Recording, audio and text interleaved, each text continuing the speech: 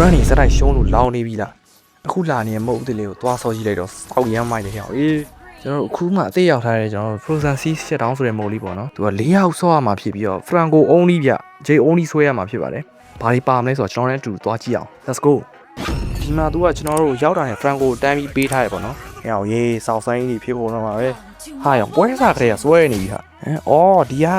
joystick နဲ့ရွှေ့ပြီးတော့ကျွန်တော်ဒီမဲ့ basic တက်2ရောက်ပေါ့နော်ဟဲ့အတက်လက်ရဲ့ခေါင်းကြီးဟာအတက်လက်ရဲ့ခေါင်းကြီးဟာရဟုတ်တယ်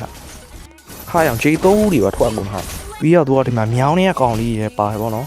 ကိုဒီဘက်မှာဆို2ကောင်ပါမယ်အဲ့ကောင်လေးတွေကိုစားလိုက်ကျွန်တော်ဒီမှာတစ်ခုမဟုတ်တစ်ခုရတယ်ဗျအဲ့ထဲမှာကျွန်တော်ဒီမှာ J ကြီးကိုဘေးတစ်စောင်းလှည့်ရမ်းလိုက်တယ်ဗျ Okay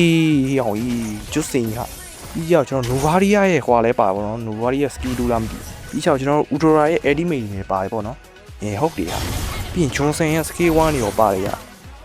အဲ့တော့ဒီရေမြောင်းနေတဲ့ကောင်လေးနဲ့ကျွန်တော်ဘက်မှာရှိတဲ့ကောင်လေးစားမှကျွန်တော် random ကြာရမှာပေါ့နော်